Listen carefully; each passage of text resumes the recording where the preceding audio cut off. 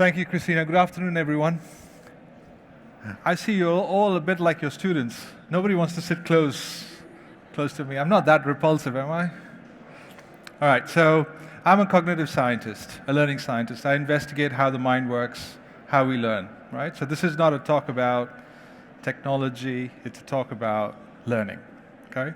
So if you're not interested in that, this might be a good time to leave, and I won't take offense. All right, I'm going to start with a story.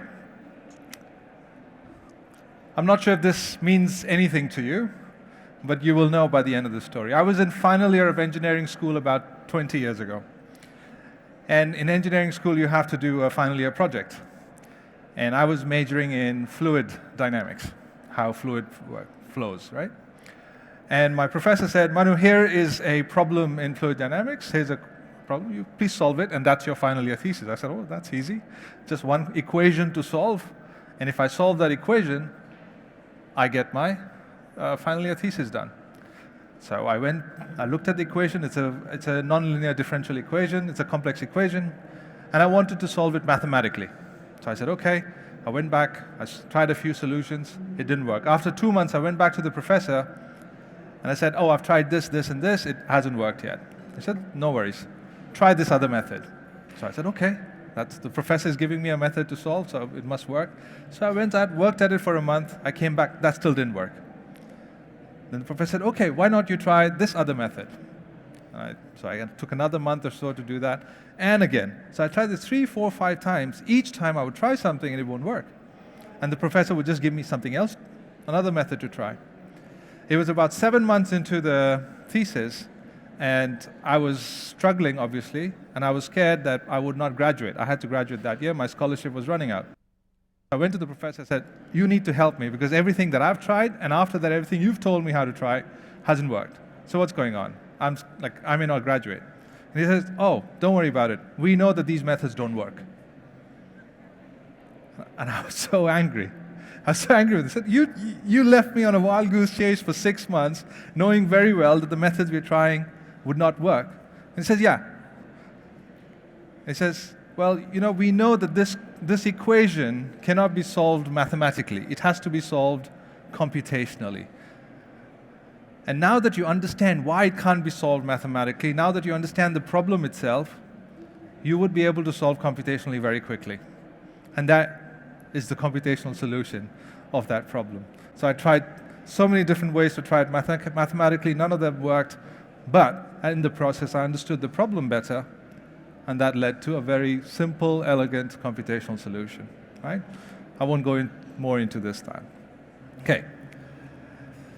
So as a researcher on human learning, I wake up at night, or I keep awake at night, because of these 2 questions. Yes, it's a bit weird, but what's simple is, the questions are very simple. I want to investigate, how do we come to understand something new? So if you don't know something, what does the process of beginning to understand something new look like? And if you can understand this process, can we design interventions? Can we design applications so that you can use these understandings and apply them in novel contexts? So these are the 2 questions. Can we understand the basic research and then use that basic research to develop applications so that you can take what you know and apply it in novel contexts? Because it's novel contexts. That's where your knowledge has to be flexibly used. That's where you have to be creative. If you learn A and then you apply A, no big deal. But if you learn A and then you have to apply in B, big deal. And that's what you want to transfer. That's where you want to learn, right? So the first part of my talk, I'm going to talk about 5 big ideas from the field of the learning sciences. It's basically the science of learning, right? Just these 5 ideas alone, hopefully, will give you something to think about. And that's all you take away today, that'll be fine, okay? And after that, I'll discuss a research project. So the first big idea is, of course, what is learning? We all have conceptions of what learning is. And you can think of learning in multiple ways. You can start with neural mechanisms. So what's the brain behavior? Here you start investigating synaptic interaction, right? You can also think of learning in terms of cognitive ways. So the knowledge acquisition, what kind of memory and cognitive architecture is there? How do you store information? How do you retrieve information? And so on and so forth, right? There's also learning as a way of participating. We are human beings. We participate in social activity, broad range of social activity. So participation, collaboration, teamwork, communication, these are also kinds of learning. The people have to learn this, right? And finally, there's also a part of learning that's cultural, and that's called enculturation. We come to be like the people we are. We have multiple enculturations. So the way we are at home, the way we are with friends, the way we are with colleagues, the way we are in the classroom, we are all slightly different people. We are enculturated to different kinds of ways of thinking and being. If you're a mathematician or a scientist or an art or a historian, you have a different way of thinking and being in this world, and that's enculturing. That's a kind of learning. That's the highest form of learning, actually. That's identity formation. Okay? So learning spreads across level. Most of the times, we just focus on the cognitive levels, but actually, if you're designing for deep, powerful learning, you've got to think of learning in this full, holistic way. So that's the first big idea. Second, it's the idea of seeing and noticing things. Here I want to do just a thought experiment. Suppose you're right now watching a movie. It's a very entertaining and a very engaging movie. Now, the person sitting next to you, imagine that he's a director, a movie director, someone who's an expert at making movies. Okay? You watch the movie, you come out of the theater, you're very happy, and I ask you a question. Hey, did you see the same movie as the director? You'll say, Manu, what a stupid question. I was sitting next to the director in the same cinema. Of course I watched the same movie. But did you see the same things as the director? Chances are you would say no. And again, decades of research comparing experts in a domain with novices in that domain, across a range of domains, shows something very simple and very clearly. Experts, given the same perceptual stimuli right in front of you, see very different things from novices. Okay? Experts tend to see deep structure. In fact, experts see things that novices won't even think about seeing, let alone actually see them. Okay? Now, if you think about it from a teaching standpoint, if you're designing a learning environment, the first job of teaching, when you're trying to get somebody to learn something new, is actually not to teach. It's actually to prepare that novice to see before you show them. And that's one of the fundamental assumptions, flawed assumptions we make in designing instruction around the world, is we go straight into teaching. And the research is very clear that that's not the best way, because you've not prepared the novice to see. You haven't given them the proverbial eyes to see. So showing your expertise is critical. Explaining it to them in engaging and entertaining ways is absolutely essential, but first preparing the novice to see is fundamentally important, because you can't assume that if you've got the equation force equals mass times acceleration on the board and you're explaining it, well, you're jolly well seeing very nice things about that equation, but your novice is not. Okay? So that's the first idea. That's the second big idea. You've got to design for novices to see and not assume that you as an expert, that they as a novice are seeing what you as an expert is seeing. Okay? Third big idea, and that's the idea of knowing versus doing. Now here on the screen you see a carpenter working in the shed with his or her apprentice. Imagine if the carpenter were to tell the apprentice, hey, before we can do carpenting, you've got to learn a lot of mathematics, because carpenting involves measurement systems, geometry, and so on and so forth. Make sure your mathematics is very good. So go and pass a few courses in mathematics before you come to the shed. And while you're at it, go and learn some physics as well, because forces and equilibria and all that stuff is also very important. Oh, and by the way, chemistry too is very important, because material interacts with other things, so chemical reactions and the underlying chemistry of materials and so on. These all become very important. Oh, and if you're going to become a carpenter, some business and creativity and communication, all of these things are important. Make sure you've passed these courses, then come to the shed and we'll do carpenting. Thankfully, for all the carpenters in the world, that was not what happened, right? The carpenter just invites the apprentice to the shed and says, let's do carpenting. Let's learn everything there is to learn about the math, physics, whatever about carpenting in the activity of carpenting. And the fundamental idea here is this. Everything that we know, all knowledge, is situated in some kind of doing. And by doing, I don't mean physical doing in the sense of the carpenter. What you're doing right now, whether you're listening, is a kind of doing. If you're sleeping, that's also a kind of doing. If your mind is somewhere else, that's also a kind of doing.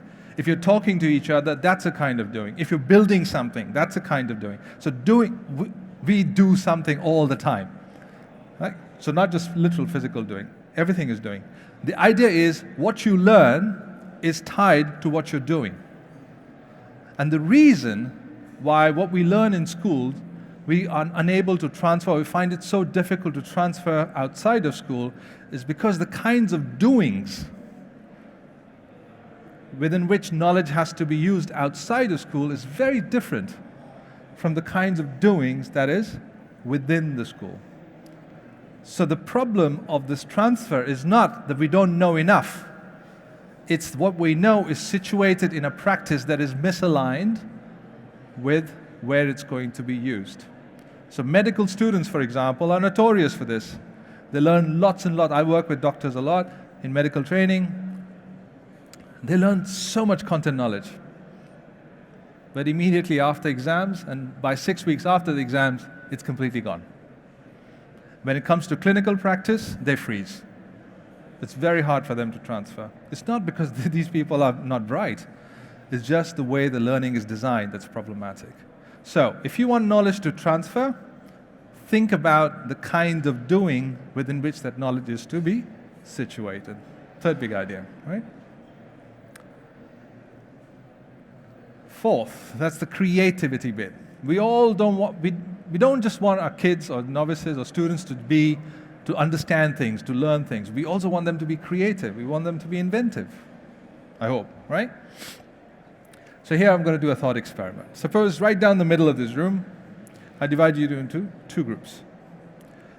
Group A, Group B. Okay, so I come to Group A, and I say, hey kids, imagine you're all of you are kids who love to play with toys, right? So I come to you and say, hey kids, I've got a toy. Do you want to play with it? Yes. All right, somewhat enthusiastic. I'm going to try it again. Do you want to play with this toy? Okay, good. So I say, wait. I'm going to show you how to play with this toy first. You watch and learn. Okay? And you watch and learn. Pay attention. Don't talk between each other. Listen. Right? Now I've showed you how to play with this toy. Now I give you this toy. And I observe how you play with this toy. Play as you like. Then I go to this group.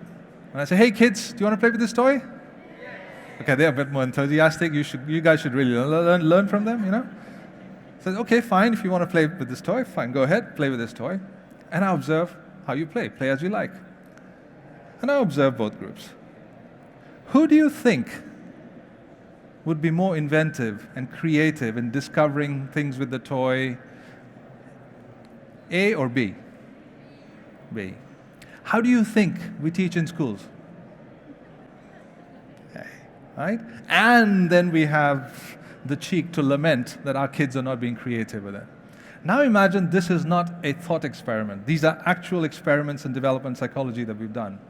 And we've had this result systematically the same finding, that kids who are given the toy to play with, they are invariably more inventive, more creative in discovering what the toys and using it in interesting ways than kids who are not.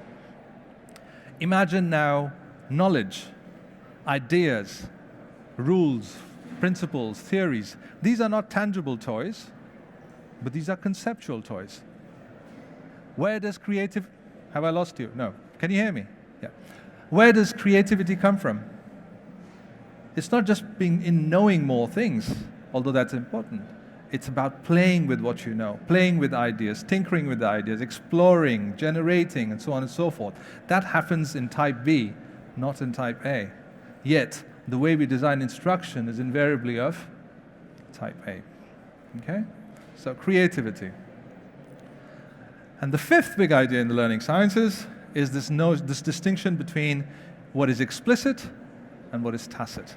If you look at experts, what you find is not just that they know a lot of knowledge, explicit knowledge. What is explicit knowledge? This is the stuff you can talk about, you can represent, you can codify, you'll find it in textbooks and videos and so on and so forth.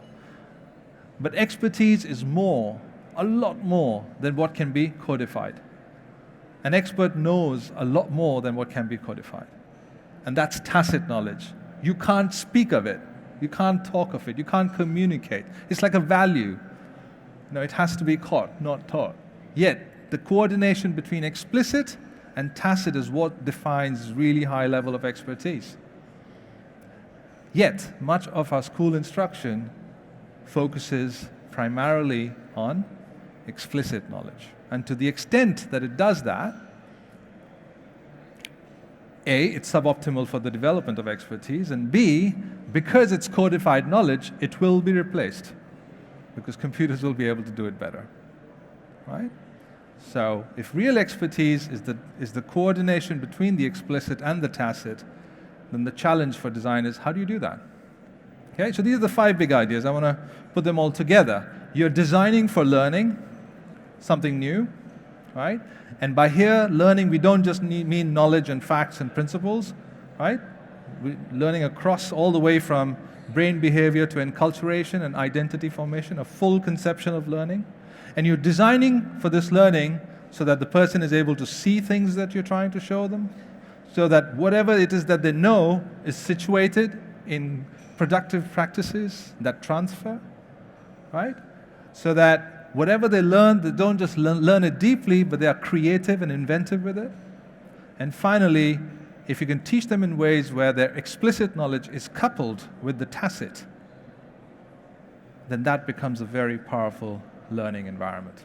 If we can achieve this, whether it's in pure vanilla classrooms, face-to-face, or in technology environments, I work in both cases. I'm not going to talk about those cases, but the idea is that if you can implement this, learning is going to be really powerful.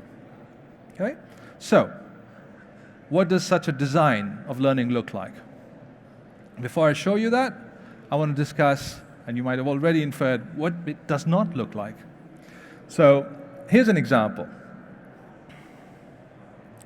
When good teaching leads to bad results. About 30 years ago, professors, this is a famous professor of mathematics education, Alan Schoenfeld, he looked at very high-performing teachers, very good lecturers. He went to their classrooms and observed their lectures. These are very good lectures, very clear, very systematic. Students are happy, teachers are happy, everybody thinks that the lecturer has done a good job. Except when he started probing student understanding after those lectures, he found the students didn't understand anything, or not as much as commensurate with the quality of the lecture. It was an illusion of understanding is what he found, and not deep understanding. So, in other words, just telling a novice exactly what you know and explaining it very clearly right from the beginning doesn't lead to very productive results. And we've known this for a very long time, more than 30 years. That begs the question, what might such a solution look like? Obviously, it's not direct instruction or a lecture, straight up. So what does it look like? So I'm going to give you an example. And this is the idea that if success-based learning doesn't work as well, and by success-based learning I mean, if you don't know, I will tell you exactly the correct thing, right? I'm designing for success. Let's turn it on its head and say, let's go through a different route. Let's try failure. Why failure? Well, think about it. We all intuitively believe that learning from failure, errors, mistakes is compelling. Some of us learn from our failures, others, like me, are still struggling. But the idea is very simple. We learn from our mistakes. Failure can be a very powerful mechanism for learning. The question for a designer is, if it is so, if failure is a powerful mechanism for learning, why do we wait for it to happen? What if we could intentionally design for it and systematically test how, when, and why, and for whom it works? Build the underlying science of learning from failure by deliberately designing for it. And that's my research. Okay, so let me explain or illustrate what that means. Suppose now you're no longer kids, you're slightly older. You're in 9th or 10th grade in your schools, you're learning mathematics. In this case, the concept is called standard deviation. Okay, it's a statistical idea of how things are spread.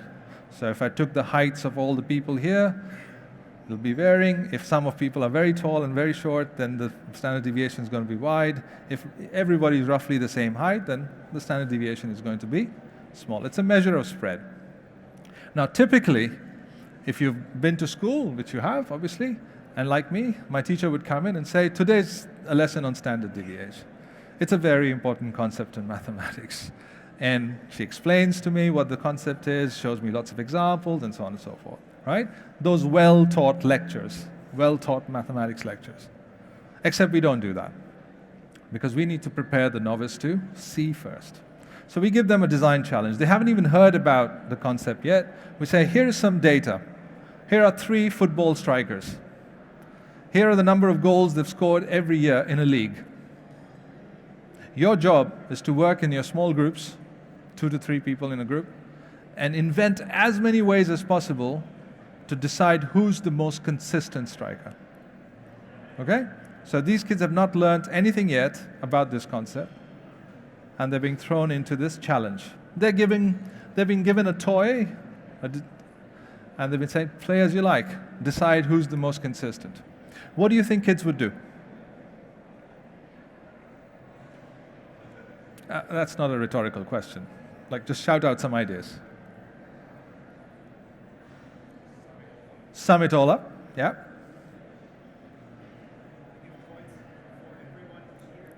Give points for everyone each year, okay.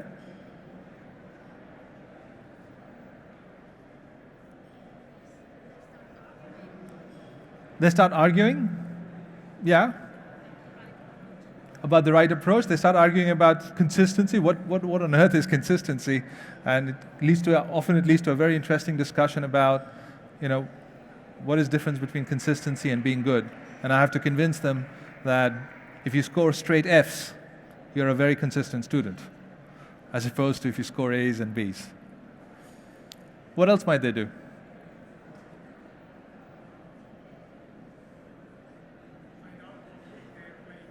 Sorry? Or find out what league they're playing at. Okay, it's the same league. All 3 players are in the same league, so the league is not a deciding factor. Yeah. Guessing. Okay, eyeballing, guessing, or maybe they just like a name better. Yeah. They may sum the difference from one to the other. That's very okay. That's very nice. So like a stock market. Between the years. Okay, and then sum all of them. Okay, that's very good. That's very good. One last call. Sorry? The average per year. So totals and averages, these are very intuitive things. Okay. Now remember that these kids have not learned the concept yet, right? I'm going to show you, and I'm going to show you data from thousands of students, what the typical solutions they produce. And this data comes from many parts of the world. Okay, and I'll talk more about that later. Here's what they do. They take totals and averages. But we know that they're going to take totals and averages. So we keep the totals and the averages the same. Okay? So that's one of the principles of designing for failure intentionally. We know you have this knowledge to solve. We know you're going to use this knowledge to solve. We'll make sure that the problem is not solvable by that knowledge. Okay? They love to count, tallying how many times each. And once they look at the frequency tallying, I don't know if people at the back can see it properly, but it's very easy to just make a wild, not even a wild, but just an educated guess that the person in the middle, the second fellow, is the most bunched up. And so he's the most consistent. They love to draw polygons, and they're getting a feel of the problem. They're not quite solving the problem fully, but they're getting a feel of the problem. They draw graphs. Nobody mentioned graphs, but they draw graphs. So if you ask them, what's going on over here? They'll say, oh, if the graph goes up and down a lot, that means it's fluctuating a lot, and therefore it's inconsistent. But if it doesn't change so much, it's more consistent. So they're using their own intuitive languages. It's not formal mathematical language, but intuitive ideas to get a feel of the problem. And I will tell them that, okay, that's a great way to think about the problem. Can you quantify it? Can you make it more precise, like a mathematician? They take the maximum minus the minimum. Okay, it's also a very intuitive method. Some of them know that it's called the range, and we know that they're going to use it because it's very intuitive, we keep it the same. Okay? So that's like the evil side of productive failure. Your method, this is exactly what you were saying. Every year from year, they count and they add all the differences. It says the larger this value, the more inconsistent they are. Okay? Some of them start to recognize at this stage that the positive and the negative values are canceling each other out. So when you get a 0, it could be that there is actually no change, or it could be the large positive and negative values are canceled. So they say, okay, let's be fair, let's ignore the signs. All right? So they do something like that. And sometimes they would say, if you've done that for all the differences, let's take the average value of that difference. So what's the average change in the distribution? So again, calculations don't matter so much here, but that's the idea. And sometimes you get crazy ideas like that. So this is a group of students who says, okay, you want us to quantify the graph? So here's what we'll do. We'll hold the ends of the graph. Imagine if you could extend the graph into a rope. Now imagine we could calculate the length of that rope. The longer the rope, the more inconsistent, right? And so what you see in this solution is they've divided the graph into right-angled triangles. At the bottom of the screen, you see application of, you might have heard, Pythagoras theorem. A squared plus b squared is equal to c squared, and they've calculated the hypotenuses, and they've actually calculated the length of the rope. And we've been doing this research for many, many years, and I have a confession to make. I've never bothered to check that calculation. Do you know why? Because the real mathematics is not in the calculation. Actually, calculation mix is nonsense. You can't combine years with goals. It doesn't make any sense at all. So the real mathematics is not in the computation or the calculation. The real mathematics is in the play of imagination. It's in the creativity. It's about designing a really nice toy that affords play in very interesting way. That's what we've done. And this is before they've even heard about the concept or the teacher has told them anything. Okay? Does this work? It's a great idea. Many educational psychologists, cognitive load theorists would say, well, you know what, this is all nice and fun, but they didn't get to the correct solution. Nobody discovered the correct solution on their own. So this is all nice. There's no use to this. Why don't you just tell them directly? And I bet if you told them directly what it was, then that they will learn faster and better. So how do we resolve this? Well, in science, we run experiments. Let's resolve this by experiments. So in the control condition, we have what we call direct instruction. Type A. Here's a toy. Learning this toy is important. I will teach you what that toy is, and then I'll give you problems to solve using this toy. That's instruction followed by problem solving. All of us are familiar with it, right? Direct instruction. Or I could do productive failure. Before I teach you anything, before instruction, I designed this very nice toy for you to play with that affords this kind of creative play. Okay, so it's not just any toy. It's a particular way of designing this toy. So, problem solving followed by instructions. The question becomes, if I design an experiment, I randomly assign half of you to one side, to direct instruction, and to the other half, to productive failure. You're learning the same concept from the same teacher in the same amount of time, doing the same kinds of exercises. Who do you think, or which group would you want to be in? Direct instruction. Raise your hands now. Oh my God, you reject your schooling years altogether. Productive failure. All right, okay. Maybe I should just stop the talk here. I'm done.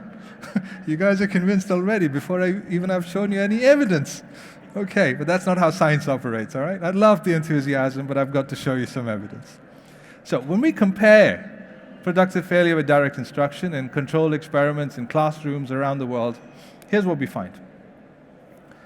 So on the x-axis, you will see 3 different kinds of variables. So the orange bars are productive failure, the gray bars are direct instruction, and 3 variables are basic knowledge, conceptual understanding, and transfer. Let me explain what these are. Basic knowledge is the kind of knowledge you get on your tests and exams. Do you know the concept? Can you use the concept to solve problems? You learn A, can you solve A? Or slightly harder A. That's it. That's basic knowledge. Conceptual understanding is, do you understand why the formula is designed the way it is? What if I change the formula slightly? How would that change things? Can you debug incorrect solutions? Those kinds of things. So really probing understanding behind the procedure. And then there is transfer. You learn A, can you solve B? And B happens to be a lot more difficult, right?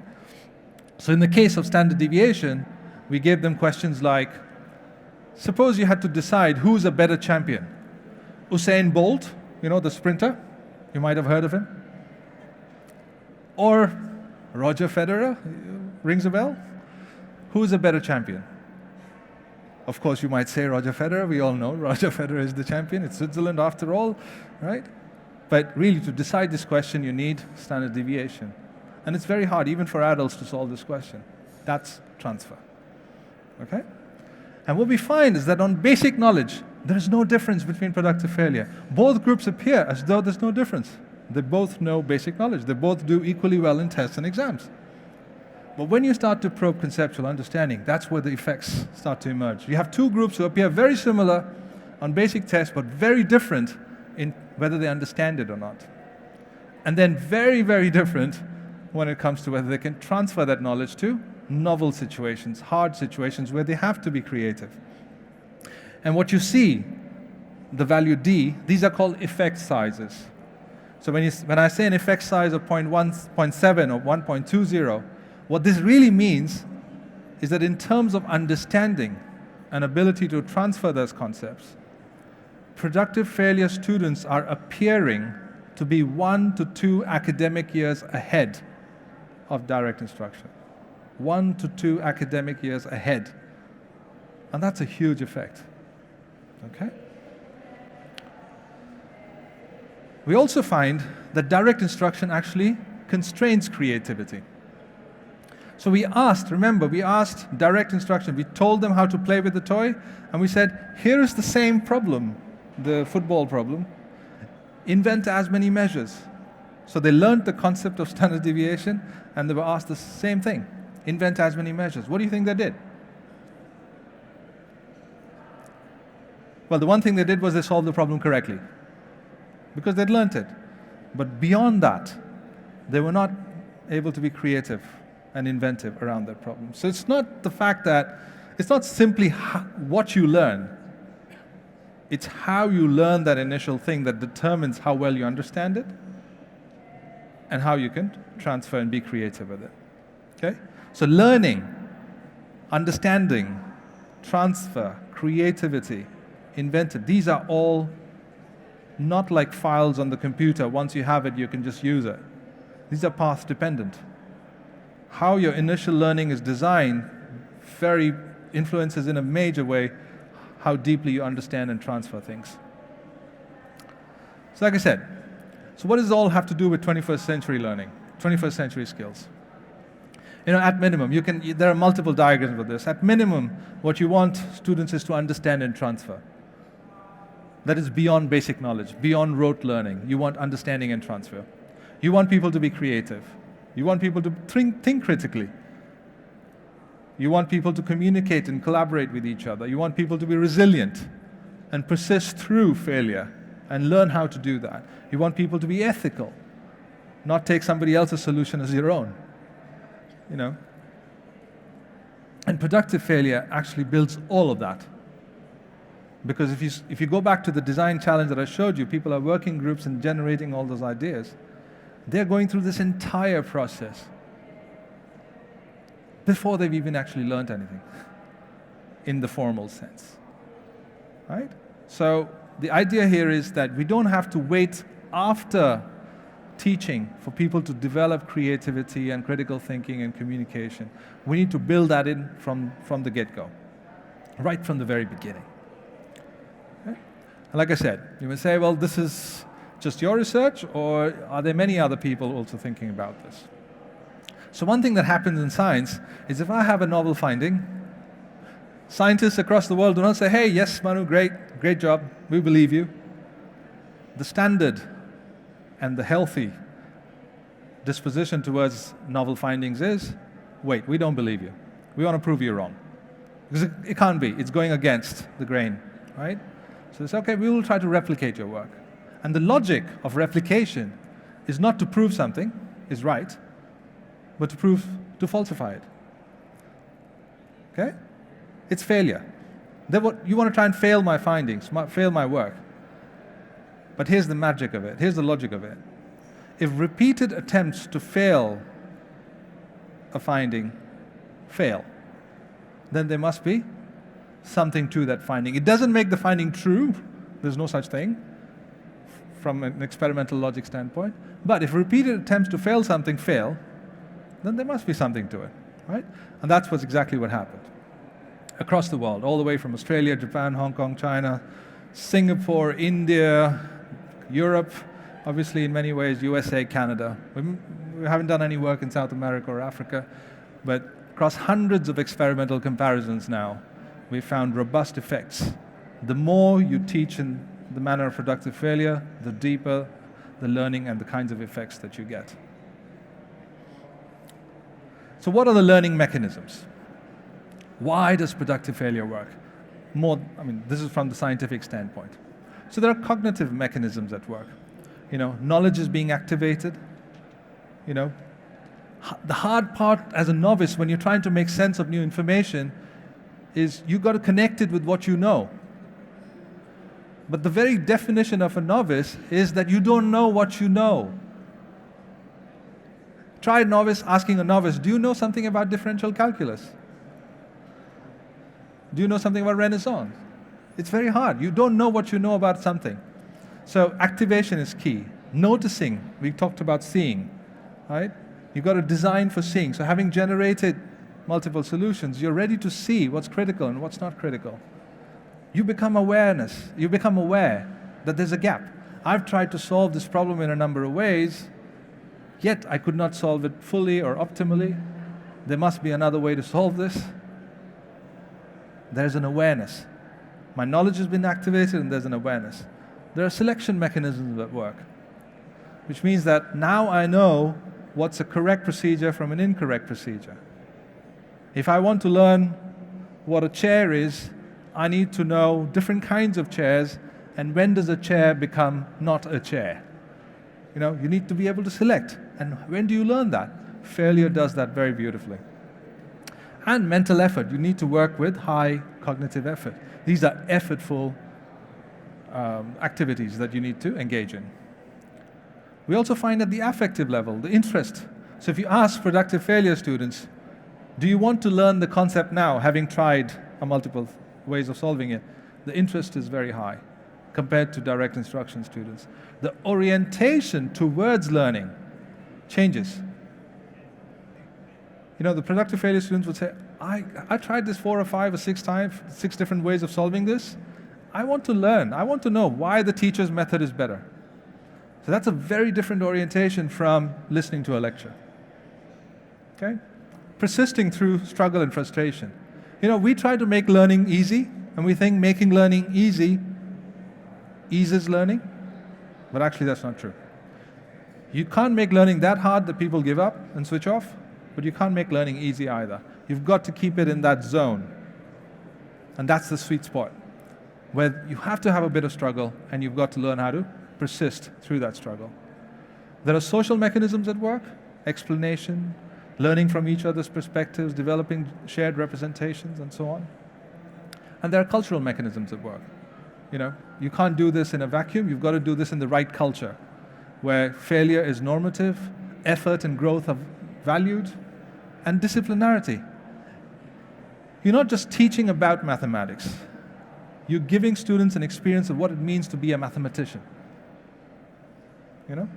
Because mathematicians don't go sit around, solve problems that already have been solved before.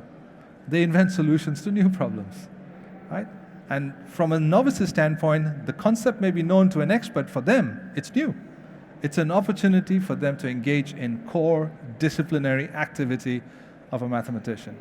And we've done this work in a number of domains as well. not just mathematics. And gestures. Gestures become very important. Think about a child who's trying to communicate something, or you, if you don't have the language to communicate something, you tend to use your bodies. Right? Even if you can communicate, you still tend to use your bodies.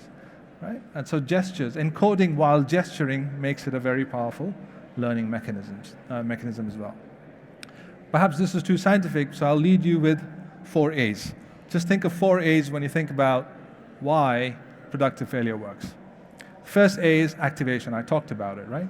Your knowledge is activated and it's ready to receive new information, because all new information has to be built on what you already know. There's no other way that the mind works. That's how it works. But activation alone is not sufficient. You need to have awareness, like I talked about. So that awareness that there is something missing and you need to fill it. Okay? So you've tried many things, it's activated your knowledge, and then there is an awareness that in spite of trying all of these things, there's still something missing. Then there's affect. If something is missing, you might just say, okay, I don't need it. But with the right mindset, the goal orientation, and the interest, the right affect is created. You want to bridge this gap. Not everybody would want to, but more likely that you would want to bridge this gap. So that's called affect. And at this point, after activation, after you're aware, after you want to build this gap, bridge this gap, the teacher or an expert comes in with their explanation and does instruction and consolidates and assemble that entire knowledge for you. Then that makes a very powerful learning system.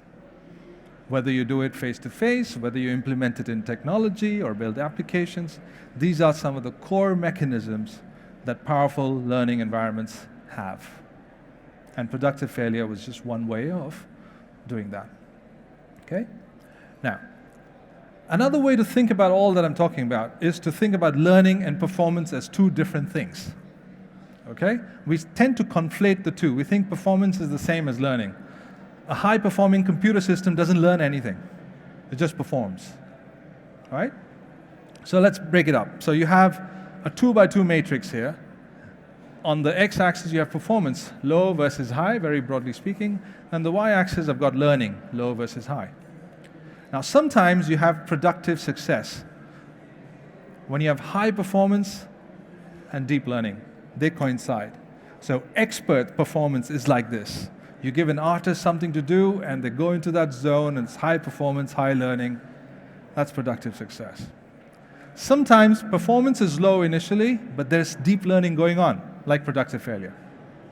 Okay? Just because you're not able to solve something correctly, but as long as you're engaged in it cognitively, there is still learning going on. And that's productive failure. Low performance initially, but deep learning. Sometimes there's unproductive failure. There's no performance and there's no learning. We don't want that. Okay? Pure discovery. Go figure out yourself. That doesn't work. Okay? So that's pure discovery. Unproductive failure. But the biggest, the most challenging, and the worst scenario of all this is actually unproductive success, which is the illusion of learning in high performance.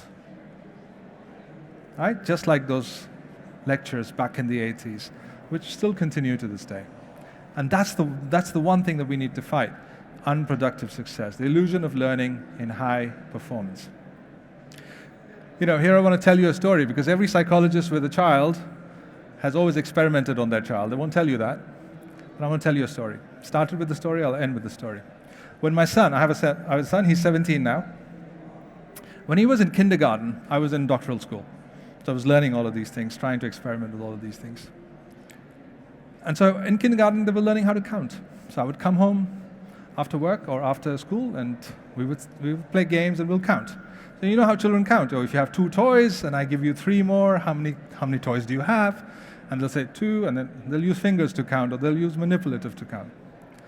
And I thought this was okay, fine, and he could do some of it quite easily. But I said, nah, this is probably not the most efficient and powerful way of learning.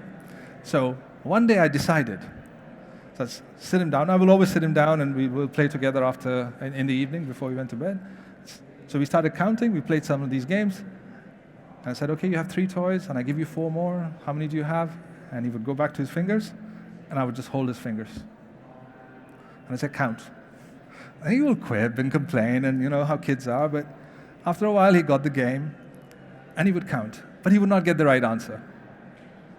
Well, we would continue to play. A week went by, 2 weeks, 3 weeks. Kids in his kindergarten were actually learning these things, and they were counting, and they were proceeding along a normal path, right? But he was not getting it. Because his father, his evil father, would sit him down every evening, make him count, but keep his fingers. Because his father was a crazy psychologist who believed that maybe there was a more efficient route to computation than resorting to finger counting. And it turns out that 3 to 4 months later, it suddenly clicked. He was counting effortlessly without fingers, mentally computing. And he was able to count much faster than any of his peers. So he went from low performance, no overt competence shown, to boom, suddenly. Because that low performance stage where I was holding his fingers doesn't mean there was no cognitive effort. There was deep cognitive effort going on, right? And that's what creates a productive failure. And by grade 3, he tested into the gifted program. Now, I'm not suggesting all of you go back and take your kids, sons and daughters and nephews and nieces, and put them through this. You may say, Manu, you did a lot of harm to your child. Probably, he would also say the same. You know, as a father, you have had many failures. I just hope some of my failures have been productive, right? With that, I end you. Thank you.